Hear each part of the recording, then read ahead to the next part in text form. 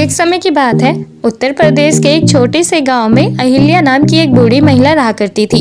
उसका एक इकलौता बेटा था जिसका नाम मल्हार था। शादी के महज 2 साल बाद ही मल्हार की पत्नी का देहांत हो गया था, जिसके बाद से ही मल्हार की बेटी कल्याणी की परवरिश मल्हार की माँ अहिल्या कर रही थी।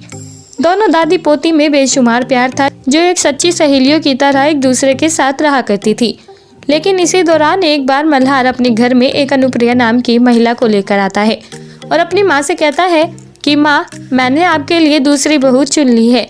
मैं चाहता हूँ कि मैं अनुप्रिया के साथ एक बार फिर घर बसा लूँ।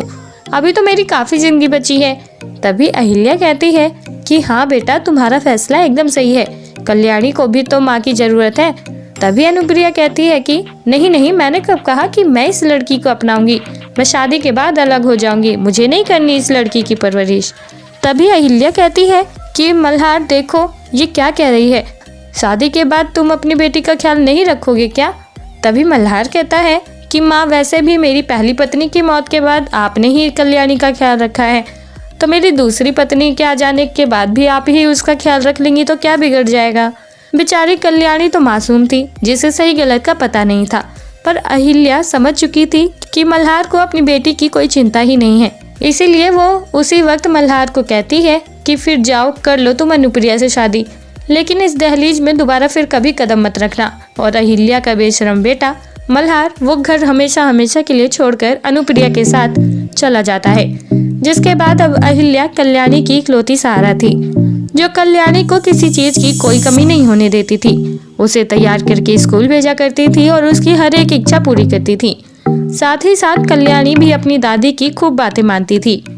कभी तो उसके साथ इतनी शरारतें करती थी कि उसका कोई जवाब ही नहीं था।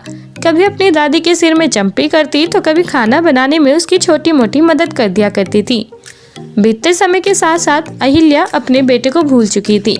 वहीं कल्याणी ने अपनी पढ़ाई कंप्लीट करने के तुरंत बाद ही एक प्राइवेट लिमिटेड कंपनी में जॉब करना शुरू कर दिया था और उसी पैसों से अब वो अपना घर चलाती थी।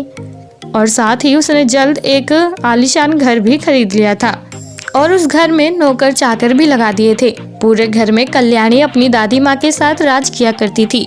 हालांकि उसके दिल में आज भी अपने पिता की पुरानी यादें बरकरार थी कि किस तरह से उसके पिता ने सिर्फ दूसरी शादी के लिए उसका साथ छोड़ दिया था।